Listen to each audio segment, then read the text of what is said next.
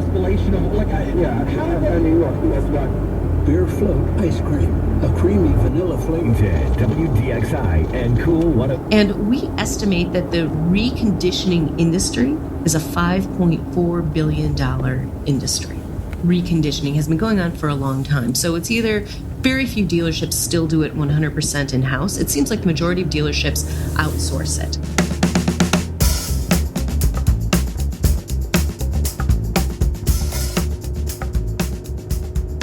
It's been 11 years since I handed in the keys to my parts truck for the last time.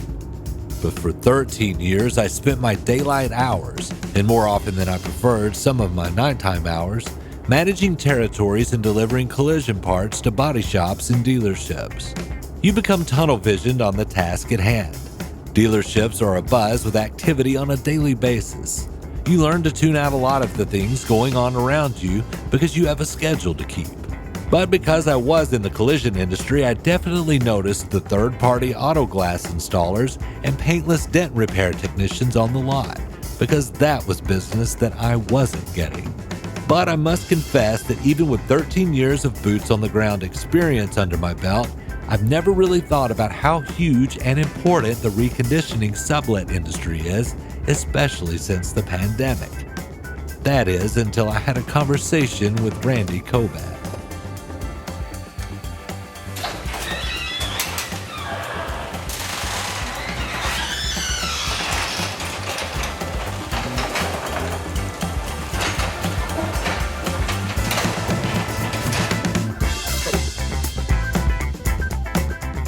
My name is Randy Kobat, and I'm the president of Repair on Demand. Okay, Randy, we'll start with if you just want to introduce yourself and your title, and I'll cut that up and use that later.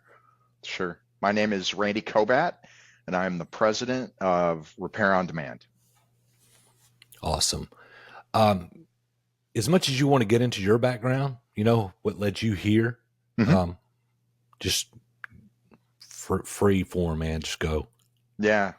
So I've been with Repair on Demand now for a little bit over a year.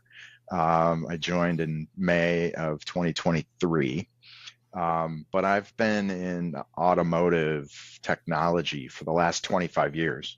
And I've had the good fortune to work for two of the biggest in the industry. I spent about 10 years with what is now CDK. And then most recently, I spent my prior 9 years with Cox Automotive in a variety of roles. So kind of my formative years in automotive, I led strategy for CDK, and then was able to move into a sales and operations role. And then when I ran my first business for them, it was in fixed ops. I was leading the service pricing guides business for them, which was a standalone business at the time. It's now kind of been folded into their fixed ops side of their business. And then I've had a couple great mentors in the industry. One is Les Silver, who everybody knows, who is really the godfather of fixed ops software, if you will. And then most recently at Cox Automotive, I spent the last 9 years leading vAuto and working very closely with Dale Pollock. Awesome. For the uninitiated, what is Repair on Demand? What does all that encompass? Sure. So we are a division of our holding company called Repairify. Repairify has two divisions. One is obviously Repair on Demand. The other is a business called Aztec, and their primary customer is the body shop. And they have diagnostic and calibration hardware tools that help the body shop get that car ready to be put back on the road before and after the repair is done. And our division, Repair on Demand, was put together 2 years ago through acquiring 4 different companies that are part of my portfolio. One of them is called Mobile Tech RX, which is a software platform that's used by sole proprietors and smaller businesses that are in the paintless dent repair business. Another is called Recon Pro, which is a similar software platform for technicians, but more enterprise scale. So we have very large customers using Recon Pro as their technician tool to allow the technician to manage their workflow and get their work done, create an invoice, etc.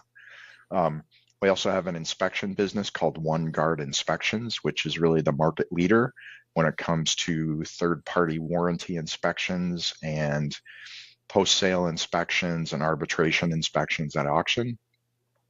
And then we have our fourth division, or our fourth business that we acquired, which is called BlueDriver, which is a handheld diagnostic tool.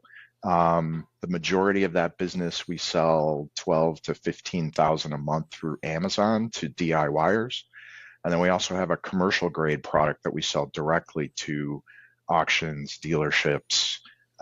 We sell through third-party software appraisal tools, so they can use that software when they're and that device when they're appraising a vehicle, deciding what to pay for it to bring it onto their lot.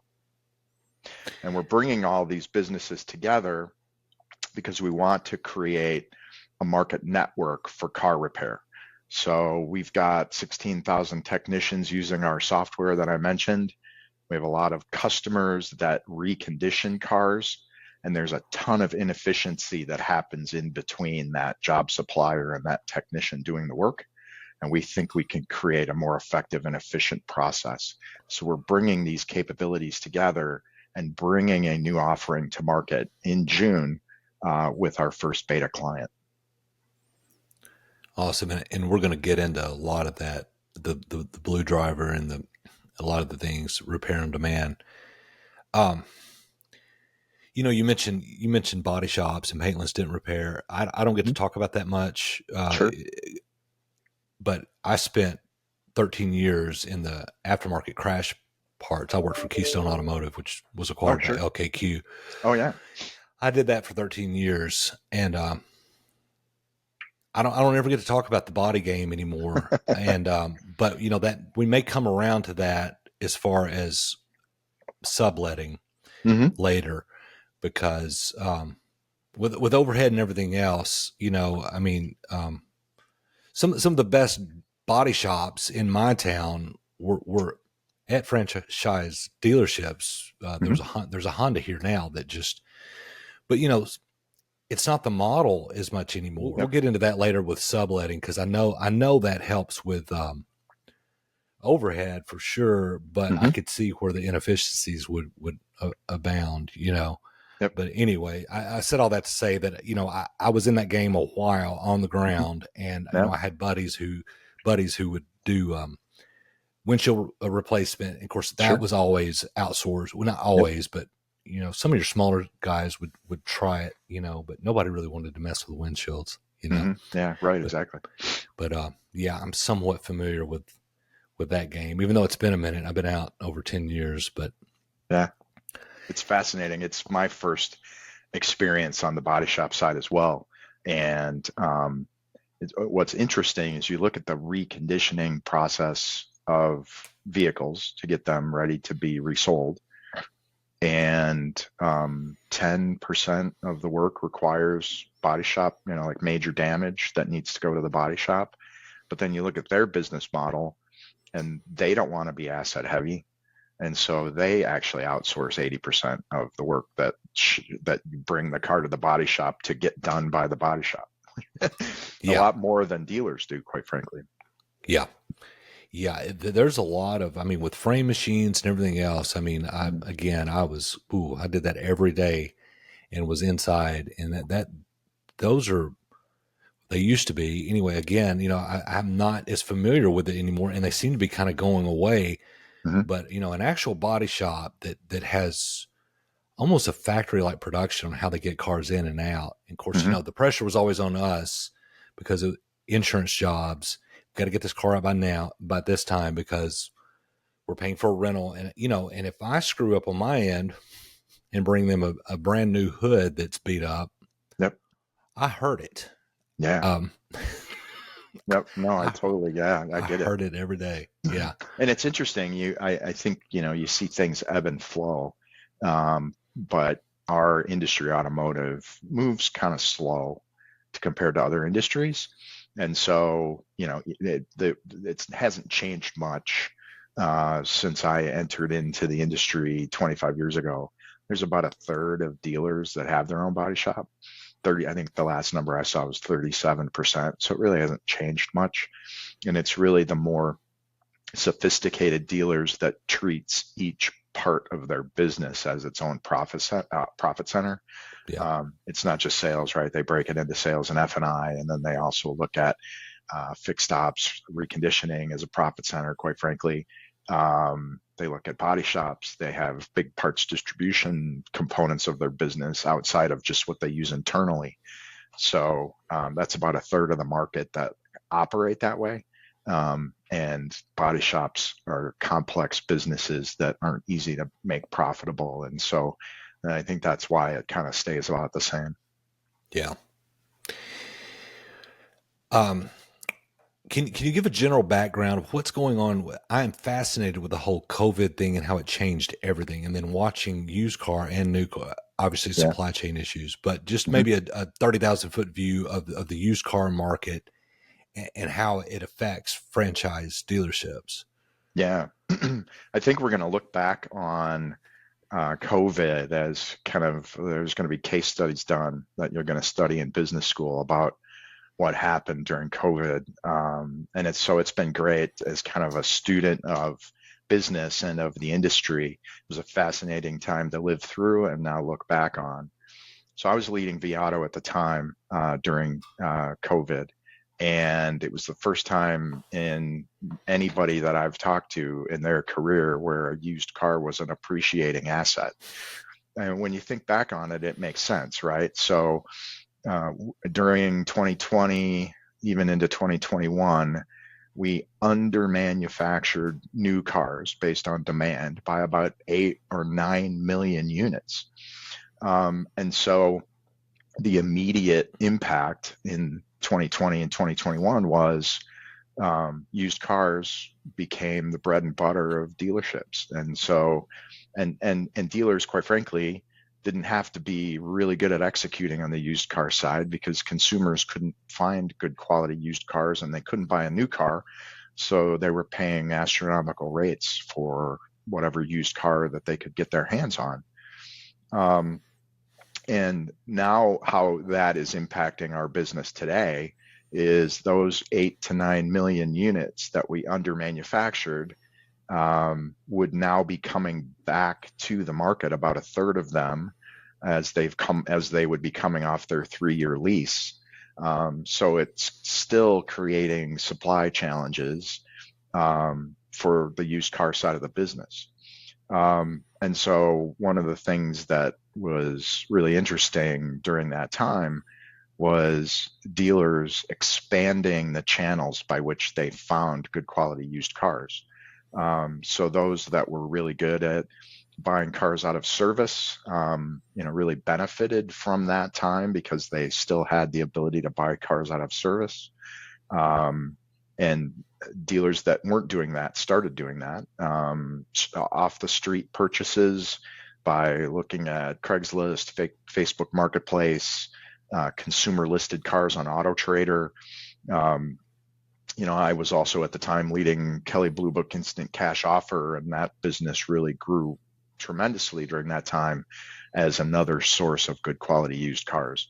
And I think what dealers have learned is that, you can get good quality used cars from other channels, and they're much more profitable because the cost to market is significantly less buying them on trade from a consumer than they are from buying them at auction.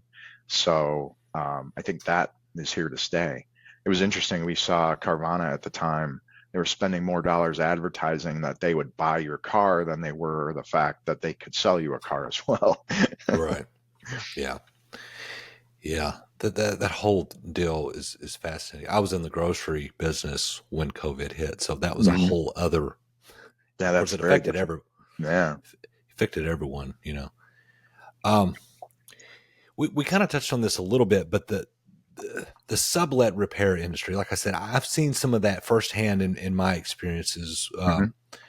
in the industry with windshield replacement. Paintless dent repair was another one because they were kind of we didn't like them in the body because we were servicing the body shops. We didn't want anybody to do paintless repair.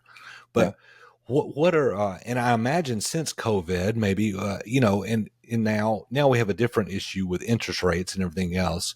But something I didn't really even think about was the reconditioning to get them ready to resell. Help me out on just what are all the things that dealerships do to outsource that we may not think about? Yeah, it's a fascinating part of the business, and parts of the business are more automated than others. And the disconnect between the automated parts and the unautomated parts is where the inefficiency comes in. So if you think about it, we're going to sell roughly 20 million used cars at retail this year. So that's essentially 20 million ROs that get written to get that car ready to be resold. So it's a significant portion of the business that often gets overlooked.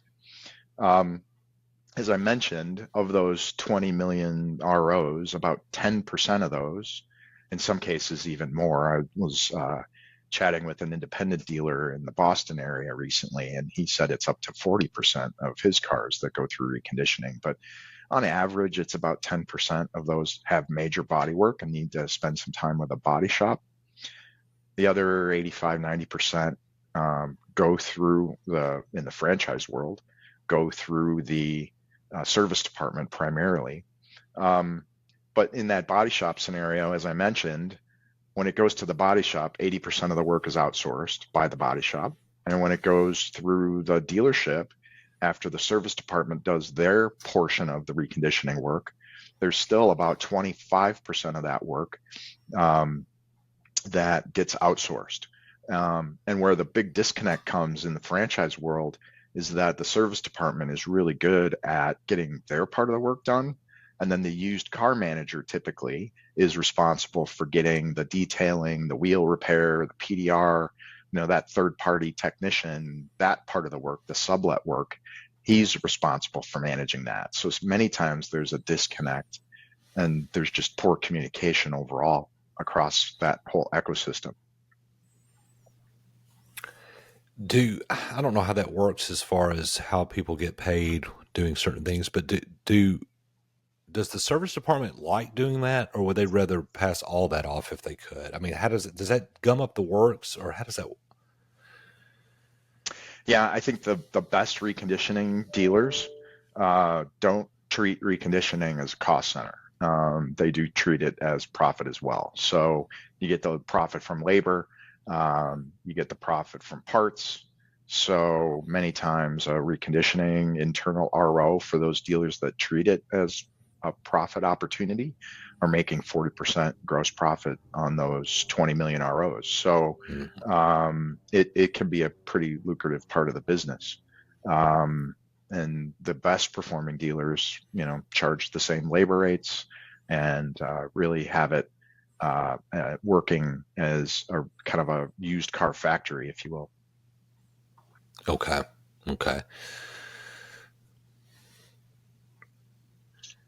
Yeah, it's funny. A lot of these things that I wasn't really forced to think about till prepping for this interview, but that I was on the ground and you see it around you all the time, but you never think, you only think about your thing and what your part of the puzzle, but there's a lot that goes on, man. Yeah, there sure is. And, like I mentioned on the customer pay side of fixed ops, there's great technology that we see our clients use every day to do an inspection, multi-point inspection, whether it's My Karma or AutoPoint or, Xtime. But where they fail is in the communication many times back to the used car manager to get approvals. And they're using WhatsApp or just a text message, and it's hard to close that gap. And so our solutions really help manage that entire process, whether it's in an internal service department part of the job, or it's with that sublet technician that helps facilitate better communication and more efficient workflow. Okay, now that's with repair on demand, correct? Is that, I mean, how That is correct. That's the new offering that we're bringing to market, that's leveraging the capabilities that we're bringing together on reconditioning workflow and managing both internal and external repair orders. Yep. Can you give me a simulation maybe of like an example of a real world example of start to finish, how that, what that looks like, just without getting too much in the weeds with it? How we're going to do it, or how it happens today? How you're going to do it? Say you know the solutions you provide. So give me an example of the problems, you know, from auction or wherever, and then just, you know, just a fake story, if you will, or maybe a real world example of how that works. Sure. So today, inspections are prevalent in the industry, right? Digital inspections happen every day with the tools that I mentioned, whether it's AutoPoint, MyKarma, et cetera. And so, you know, forward-thinking fixed ops directors, service managers are trying to leverage those tools for the reconditioning process. But where they begin to fall down is approvals and the sublet work that also happens. So where we start is we mimic the same high quality digital inspection that you can get from an AutoPoint or a MyKarma that technicians and service managers are really comfortable doing today. And so you just do it in our tool instead of the other side of the business that you use when you're doing a customer pay RO. And so we create comprehensive inspection, comprehensive RO, and then the line items on the RO can be an internal job done by your fixed ops department, or the line item can be sent to a sublet technician. And so that work that's done by the sublet then shows up in our software at the sublet technician's software instance, and better communication already starts to happen, and you can schedule that work to get done. Because today what happens is every Thursday my PDR guy shows up. Well, if I want to get a car frontline ready, because now used car prices are back to being a depreciating asset again, like it was pre-COVID. Wholesale prices are dropping. So the time that you have to get that car frontline ready and sold is shrinking to make it profitable. Used to be 45 days. I think now some people say it's 30 days. Some people say it's less, where you have a profit opportunity on that used car. And so getting that car frontline ready is even more important today than it's ever been.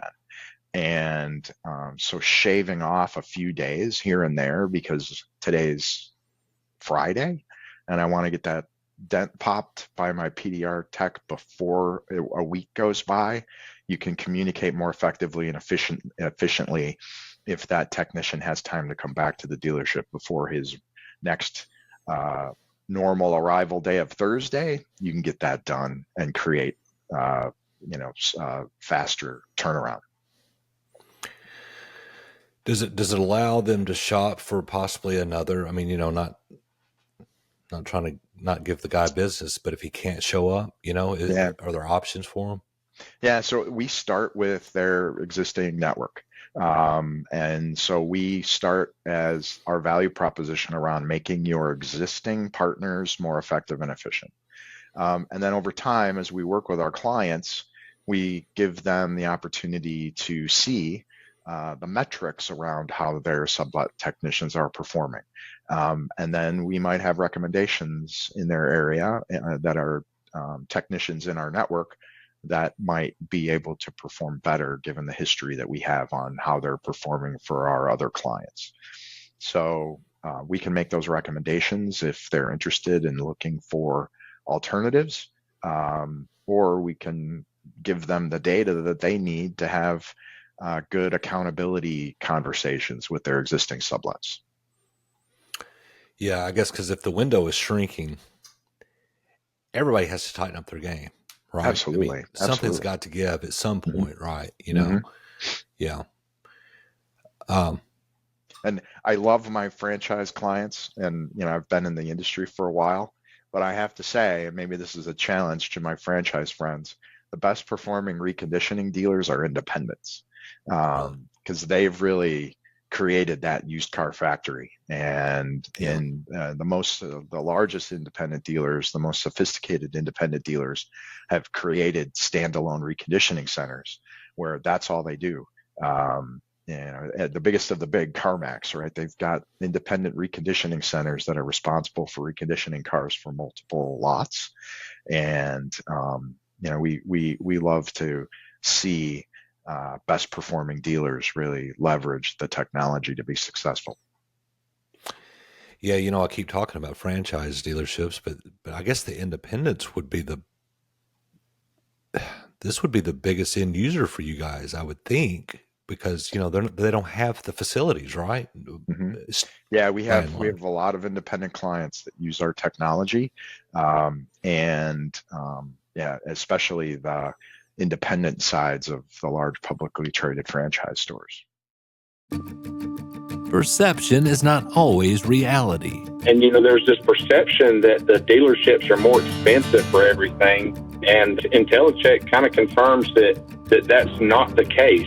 IntelliCheck helps dealerships become aware of where their prices stand in regard to their competitors. And IntelliCheck does a good job of giving us that pricing data to confirm that we're in the market. And this allows dealerships to make their customers aware of their competitive pricing. I placed 2 placards in the business center so they could see that while they're over there working on computers. Also placed it in our coffee area. We have a glass wall there, so when they walk in, as they're putting their creamer and sugar in their coffee, they're going to look up and see the pricing for our pricing as well as our competitors. Introducing IntelliShare. IntelliShare contains all of IntelliCheck's promotional tools that you can use to promote your favorable prices, including Intella Ads, the printable flyers that you can show off in easel displays, Intella Media for your digital media boards, and Intella Widgets, so you can show off price comparisons on your website and even let your customers schedule from the widget. Just having access to that data that they're able to provide gives us a good plan of how we're going to proceed. Call 877-827-7273 or go to IntelliCheck.com to find out more about how the IntelliShare series can help you grow your business.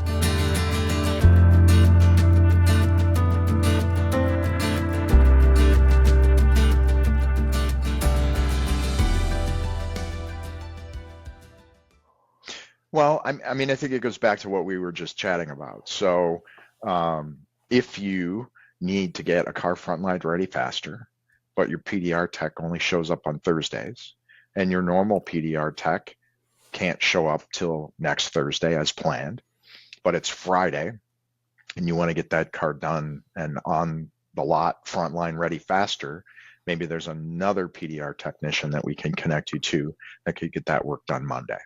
Okay. So, we are really focused on technician shortage, and I think the best dealers that we work with that have these used car factories, really leverage reconditioning as a way to train mid-level techs and get them ready to be master techs and do more complicated work in the future. Yeah, I guess it's all about having options, right? I mean, Okay, let's talk about BlueDriver, because that's to consumers, right? That's just to the everyday Joe, right? Yeah, we have 2 products. We have a consumer product that we sell majority through Amazon to a do-it-yourselfer.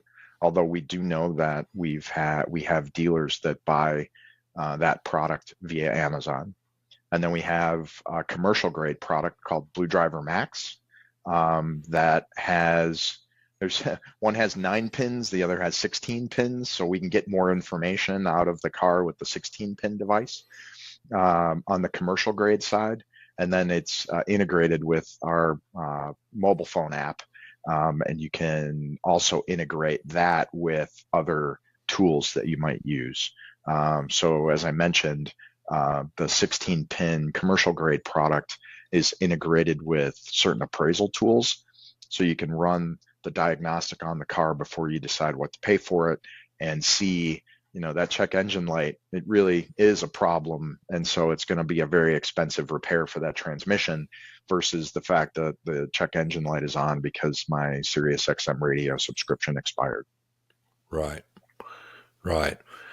I guess that would, I'm thinking about the consumer one first, not only because, man, I quit doing things myself on vehicles as the technology got to where, for sure, when I couldn't even get to the oil filter in a car without having a lift, I quit doing that. I had 63 Chevy 2 Novas when I was in high school, and man, it was a straight 6, and there was so much room in there. You could crawl up in there if you wanted to. I quit doing carburetor? that. Right. Yeah, right.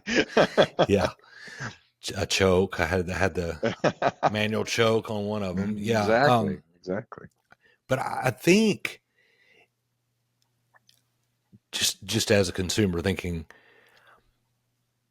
even if I wasn't going to do it myself, that there's this, IntelliCheck sponsors this podcast, and what they do is they price compare. Sure. For dealerships, they do it for anyone who wants it, but because there is this perception out there that I'm just going to be frank that you're going to be taken. Mm-hmm. You're going to be had, man. Yep. And every industry has its bad apples, right? But that would also be kind of I don't know, a way to know if you're being told the right thing, even if you're not going to work on it yourself, right? You kind of go in with more knowledge, knowing that this is what BlueDriver is saying is wrong with this. And then if there's a laundry list of other things that someone's telling you, you might be suspect. I mean, do you see that a lot? Yeah, we absolutely do. There's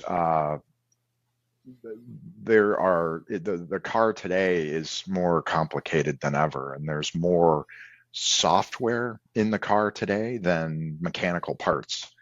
And so the majority of the repairs today, quite frankly, are programming rather than fixing a mechanical part. And so being able to run that diagnostic with a do-it-yourself product like BlueDriver that you can buy on Amazon and have tomorrow gives you a level of transparency that you haven't been able to get before. And understand, this separate independent device told me that this diagnostic code potentially could mean this type of repair. And we also have data around recommended fixes. We also have data around potential cost with the number of labor hours it might take to repair that or to have that fix done on your car, as well as parts cost. We can give them a ballpark example of what that might cost. And so they can go to the dealership with some knowledge that they might not have had before. I liken it to, kind of that evolution that we've seen over the last 20 years, where at one point before the internet, dealers could put a price on a car based on whatever profit they wanted to make on that car. And then with the advent of tools like Viato and the internet, now you could price compare similar year, make, model and equipment so that you could see if you're over or underpriced and then price that car appropriately. Same thing on the new car side. So consumers have so much more knowledge when they're buying a car today than they've ever had. Car repair is still, in a lot of ways, a black box. So yeah, BlueDriver can give them some information on their own car that they haven't been able to get before, for sure. And so the Max version, that would be utilized like at auction, buying the used cars, like, because that how blind. I mean, there might have been other products out there, but I mean, how blind were people going into auctions before technology like this existed, right? I mean, was that a thing? Yeah, there was always and kind of the challenge of the unknown on the mechanical side, right? So you could walk around a car, you could see if there's a dent, you could see if it was a little edgy, you could see, what the tread depth looked like, you could see if the lights worked, but actually seeing what was inside the engine, and so we have a lot of our auction clients using our 16-pin BlueDriver Max on the commercial side to include that information now on the condition report. So it shows up for anybody looking at wholesale cars online so that they can see what the BlueDriver scan shows from a diagnostic perspective. So again, it's creating more transparency. It's really helpful on the digital auction side. And it's extremely helpful, as I mentioned, when you're appraising cars on the dealer lot and trying to determine what you should pay for that car on trade. I don't know if people do this, but I could see even a use for it if you had a business where, you had a fleet, and where car, again, working for Keystone Automotive, there was always a truck in the service. Something was getting done because that's all we did, man. We were road warriors, right? So I could see where that would, again, going in with the most information possible, but if you could be you could be delivering flowers, but if you have a fleet, I could see where a tool like that would come in handy to know to keep your costs down. And again, just that peace of mind, knowing that, you're not being sold a bill of goods and something needs to be repaired, Yeah. And that's interesting that you mentioned that, because we've identified that market as a big opportunity for repair on demand and our repair exchange. And we're focused on that market. So you think of, in your geography, there's a plumbing contractor that has 6 vans, and they need to keep those vans up and running because that helps them get their plumbers to the jobs and get the work done. Today, it's a challenge for them to use some sort of software tool to manage the repair and maintenance on that small fleet. So we really think that the repair exchange, BlueDriver, as you mentioned, so that they can see why their check engine light is on, and connecting them either with third-party technician, a dealership, to get that work scheduled and completed, is a big opportunity for us as well as we grow this business faster. Yeah, I'm thinking back to the days of when I was on the road, man, and Tuesdays were our biggest day, and of course this was 10, 15 years ago, but I would have $9,000 worth of parts on my box truck, and I would have it packed and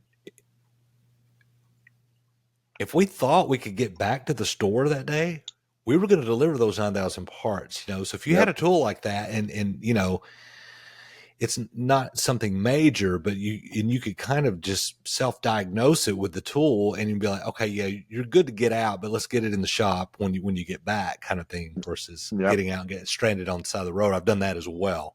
Exactly. Repair 360. You go into that? Sure. Repair 360 is our workflow software that manages the workflow of reconditioning at the reconditioning center or the dealership. So it is kind of the front end. It's that inspection tool that the technician uses on the reconditioning side that then creates the RO and the line items that are either internal or with the sublet technician. And that is kind of the front end, if you will, for the repair exchange and repair on demand. Is there a mobile repairs become a thing? Since are you seeing more people getting into that, because that's a lot of moving pieces, man, to operate. Yeah. Does Repair Exchange help with that? As far as subletting, is it, is that something that you are in the market to do? Yeah, we're not really focused on mobile repair, other than facilitating that sublet technician and getting them aligned with the work that needs to be done when they show up at the dealership or at the auction or at the body shop. Okay. We are not going to be consumer facing.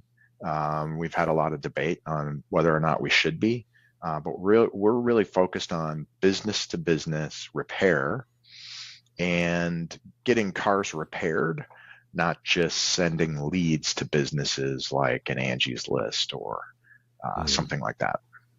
Cool. Okay. Yeah. I was just thinking that might be in the sublet industry. I mean, that might be, because still wait times are a big deal, man, especially in franchise dealerships. That's still a bugaboo, man, that they're having to work through. Yeah. We have some of our clients pulling us in that direction. An example is we've built up a really strong network because of some of the clients that we work with, a really strong network with locksmiths and key replacement. And so some of our clients that we work with today in other parts of our business have key warranty sides of their business, which requires them to connect one of their consumers that owns a key warranty with a place that can get the key made. And it's very rare that you can go to an Ace Hardware or a hardware store and get a key physically cut these days. Again, it's all software programming, the key fob. Yeah. So either connecting them with a dealership or one of our third-party locksmiths that's willing to go to the consumer's house is something that we are working with a little bit, but that we were brought into that by the business-to-business client, and it was their side of the business that they saw that we could help them with. Yeah, I mean, it's just a brave new world, if you think about it. Like the key fob is, I've seen horror stories online of people trying to figure out how to get one made. Mm-hmm.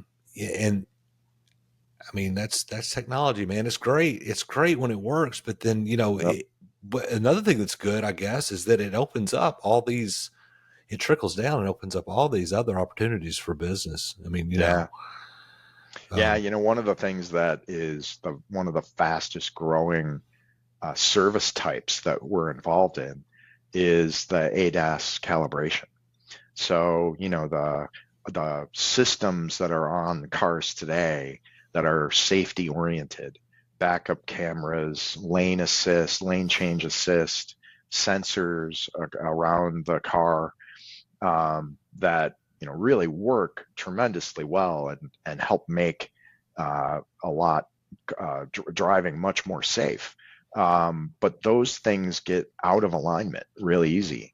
And so body shops, dealerships are needing to do more of these calibrations. And we have a lot of technicians in our network that do them. And we're really connecting technicians with those businesses that need to get that work done. And so we're seeing that as a tremendous growth opportunity for us. Yeah. Yeah. It's just, I just bought a Toyota, man, and I got the last of the Tacoma of the V6 because they're about to get rid of the 1,000,000-mile motor. Right. And if anybody can do a supercharged 4-cylinder, it's probably Toyota. But I never like to buy anything the first year of a change anyway. Mm-hmm. Mm-hmm. But everybody talks about how antiquated my Tacoma is compared to what the 2024s. But you know what? There's so many sensors, man, on those things that it's just a lot of things can go wrong, Exactly. Right. Yep. And, I like the safety features, but if I haven't figured out to keep it between the ditches at 50 years old, just on it, because my even mine beeps at me sometimes when I get close to the line, and it's just like, beeps I at got you it. and the steering wheel rattles. Yeah. Yeah. Yeah. I'm like, I got it, man. I got it. Okay. Yeah. Randy, is there anything that I didn't ask you that you wish I had?